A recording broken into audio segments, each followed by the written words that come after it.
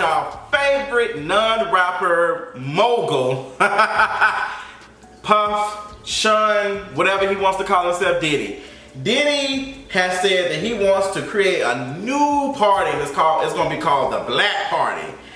And he did this while, endorsing Joe Biden. But he said he wants to come up with a new political party for black folks. Let me tell y'all something. I'm all in favor of another party. I'm all in favor for all of this. But I am not interested in it being spearheaded by rich black celebrities like Diddy. Y'all are the weakest link. You all are pitiful. Y'all don't have any type of backbone when it comes to protecting black folks. Y'all are self-serving, and I'm not interested in following you into another capitalist moment. I'm glad that folks came out and dragged you and let you know what it is. You can't, all the black folks who you have fucked over to get where you are, and you want us to follow behind you. You could even, did you see the way you treated black folks on Making the Band? Have you seen what you did with Danny McCain? Have you seen what you've done with other black artists who were signed to you and who missed out on millions of dollars and millions of opportunities and stuff? And don't even mention that, don't even bring up that you still, I think, have the rights to Biggie's music or something, and you won't even you won't even release it to his mother or even his children. Why are you still carrying this dead man stuff? What is wrong with you? We ain't finna follow you, Diddy. Enough black folks have sacrificed themselves and followed you into doom. Ain't nobody following you, Diddy. Nobody's interested, and then you're gonna have a conversation about this with Charlamagne the God, the joke of political conversations. Ain't nobody asking Charlamagne the God. That's like me going to Media Takeout to look up the latest news, girl. Charlamagne is for shits and giggles. Nobody is following him for no political advice. Nobody is following Charlamagne the God, so you having a conversation with the wrong folks. You are surrounded by the wrong people. You, T.I., Ice Cube, 50 Cent, y'all are the weakest link. Yet you are literally the person who sold out black culture for more money. So no, we're not gonna have you sell us out for no damn vote so you can make some money off of it. No, you are a capitalist. We ain't following you into no death. Never again. You don't have no type of organizing bone, no activist bone in your body. You just talk on your platform. That does not mean that you care about black folks. That just means that you like talking. Diddy, ain't nobody following you, girl. Don't nobody want to follow you. So I'm not understanding how your ass is talking about, so you finna create another party. The party of what? Ciroc? Girl, ain't nobody taking you serious? Nobody's taking you serious. The same black man that waited till a black woman died to start acting like he cared about her after the disrespect that he's done over her year. Girl, are you serious? The same black man that conversations around the net about you dating and possibly had a child with a girl who was underage at one point? Nobody's following you, Diddy. Nobody, your politics, your whole aura around you is questionable. Nobody is following you, sis. We ain't interested in it. That's all I got.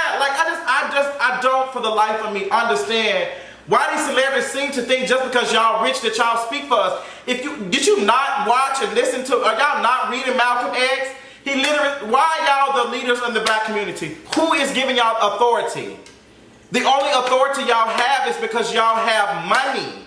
That is the only way that people are listening to y'all, because they are hoping and praying that they are able to get money like you. But they don't even know following in your footsteps will also put other black folks down. So you can rise up, so they can rise up. So the same black folks who some of you are coming up to you to follow you and have you mow, you will put them down to get ahead. So girl, we ain't interested in you. That like Monique said, you that man that went and got his wife took her to the slave and went back and got her. Like, you are that same person. That's you. That's why you were sitting there listening, talking to Charlamagne. Charlamagne don't have it up here to be having a conversation. The same man who's been on tape talking about drugging a black woman with Spanish fly. The same one who's been accused of sexual harassment, you can't be serious. You can't be serious. And like I grew up listening to Diddy and watching him and wanting, not necessarily wanting to be him, but just seeing the image of him and Rush. And come to find out all y'all asses is frauds. You need to be out here having a conversation with Mace. Like, I done went back and listened to some of your interviews and how you done dogged out several like other artists, like other artist groups and stuff, how you talk to them, you talk down to them. You can't do nothing for black folks. You've done more harm to black folks than some of the white folks that you don't want us to vote for. So absolutely not. You are one of them. You are the same as them. You are just as harmful. We coming for your neck too. We don't want you to be here. We want to eradicate folks like you. And when I say eradicate folks like you, have to be very specific, so words won't have to be taken out of context. When we say eradicate folks like Diddy, eradicating celebrity culture, following celebrities, all this massive wealth, eradicating it, period. So nobody, you need to be, the only thing that you, on the revolution, the only art and revolution you need to be worried about is redistributing your wealth. That's the only thing that you can't even get to revolutionary politics until you start redistributing the wealth and the stuff that you have taken from the black community. Ain't nobody listening to you, Diddy.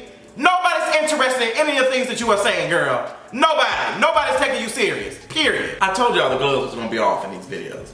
So with that being, I was just like, girl, just watching it, I was just like, seeing him talk to Charlamagne, I was just like, this man sitting here in this $1 million home outside of it and trying to have a conversation. Y'all are so disconnected that y'all can't even see what's wrong. So no, we don't trust y'all with no conversations. Moving on swiftly and professionally. So girl, let's talk about Drake and Nicki Minaj. Apparently Drake has heard Nicki Minaj's call. Maybe we can have a play date on the song Whole Lot of Something. I can't even think of the name of the song, but Drake posted on Instagram and he said, Playdates coming soon. Nicki Minaj had, in one of her verse, she had made mention of her giving birth to a baby boy, and she was saying, she would like for her son to have playdates with Drake's son. I think Drake's son is probably like 2 years old.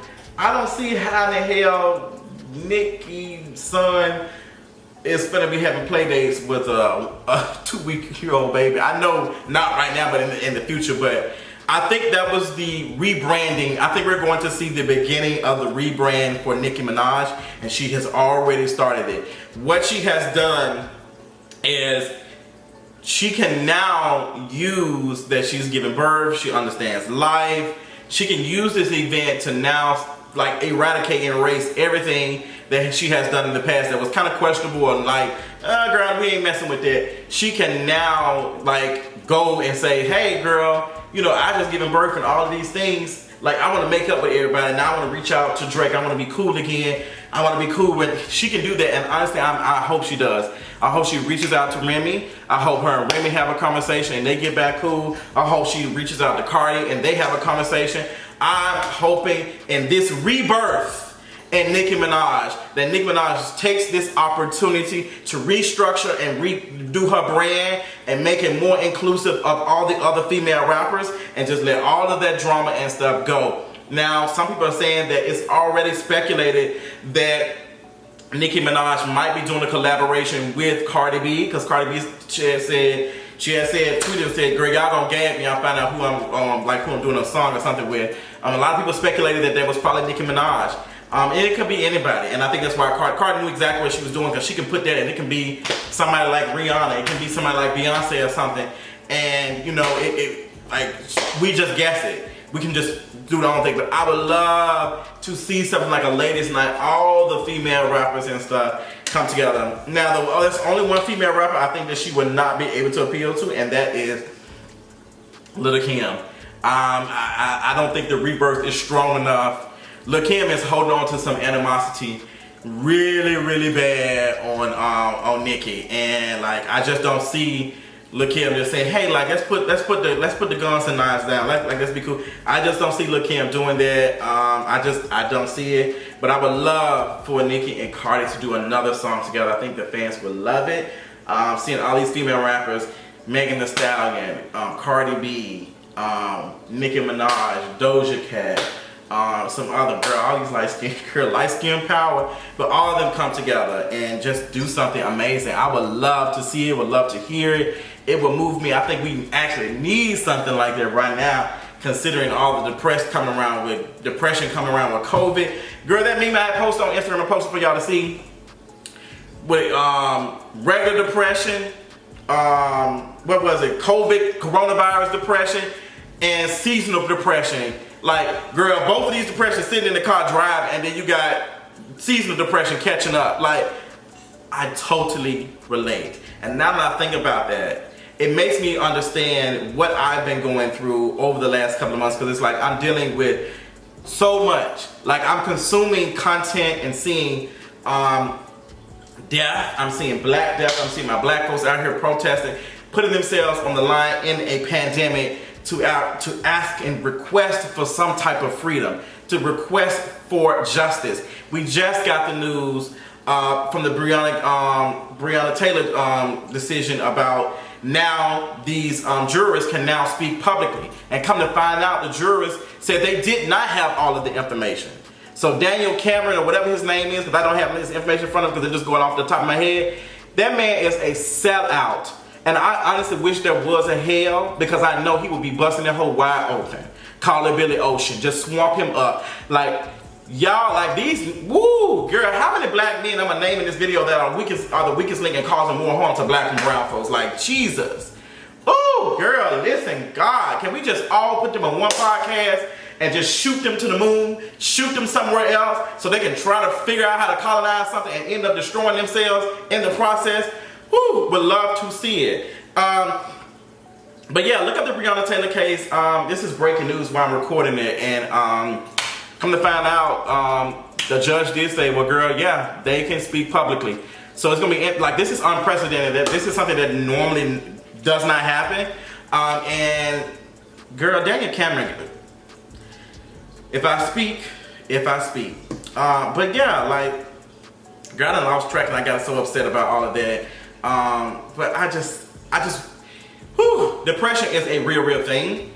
And I apologize sometimes for having conversations about it, because I know sometimes it can be triggering for some folks, and I know it can get on people's nerves and stuff. But I think it's important for me to discuss my struggle with it, my battle with it, so folks can understand that it's not just you, girl. Like, we all are going through it. All of us are out here trying to make it in some way. In this capitalist society, we are out here trying to make it. Like although other things in my life have gotten better, I'm more financially stable than I was a year ago. I'm not living in a motel like I was 2 years ago, because I think this is around the time, honestly. Wow, when I think about 2 years ago, I was actually moving into a motel in 2018 for a couple of months. It was a lot going on. It was a lot going on in the end of 2018. I was literally like struggling. Me and Boo was going through it together, but we had each other back. But now it's just a new thing. It just seems like it's a constant fight, and sometimes people get tired. And I have had some moments where I'm just like, girl, I'm tired. But I appreciate me having a connection with all of you all, and you all talking to me and encouraging me. It really means a lot, even if I don't respond to every message, because y'all know I'm an introvert, and I'm one of the folks, like, I get attached to folks, so I try not to respond to every message to protect myself, because I become attached to folks, and I know I can't keep communication with every one of y'all. I wish I could, but my brain ain't that. She ain't there yet. I think that's the only thing I want to talk about. I want to move on, because I know I've been rambling and stuff. I want to talk about Michael B. Jordan possibly getting the opportunity to produce Static Shock. Static Shock was one of my favorite shows. I love Static Shock growing up. I am nervous and terrified of the sight of Michael B. Jordan producing something like Static Shock. That movie that he did, Raising Dion on Netflix, was a disaster. Some folks liked it. I hated it. I did not like it. Did not like it. It just was not believable for this light-skinned, ambiguous looking woman struggling financially like that. Not saying that it doesn't happen, but as desirable as that woman was, girl, no. I just didn't see it. I didn't see it. And the original characters, the original boy was darker skinned and the mother was dark skinned. In the little trailer they had did it first. So I wanted to see something like that. I did not want to see no other light skinned child. The only thing that made me like Raising Dion was I cannot think of that girl's name. Oh my God. Oh, I can't think of her name. That was something. She was beautiful. I loved her. I loved her. She stole the show for me. Actually, I would like to follow her journey, and we can leave Dion with his mom. Okay? But Static Shock is one of my favorites. I'm nervous. Oh, I hope it ain't true, but it's been reports that it is true. So we're gonna see what he gonna try. They say he gonna have somebody like a light-skinned person be. Static Shock was dark-skinned and he had locks. Period. We're gonna see how that goes. I think that's about it, girl. I covered everything in this video that I needed to, girl. Everything else is kind of like fluff. Trey Songz said that he didn't want to do no verses because he didn't have nobody or something. I don't know. This is the last thing I seen. Trey Songz said he didn't want to do a verses because he didn't have nobody to go verses with. Some people said he can go battle to battle with Mario, but I think Trey Songz probably wants to battle some other folks, probably somebody like Usher or something. And I don't know who can Trey Songz. Trey Songz can't really battle nobody, honestly. It's not because Trey Songz is the top artist, just because Trey Songz. I'm not listening to Trey Songz for music. Like for vocals or anything. It's just a cute little something here, I guess. I don't know. But that was the end of this King of Reeds video, girl. That's all I got. I love y'all so much. Until next time, I'll talk y'all later on tonight. Come on now. Wake up.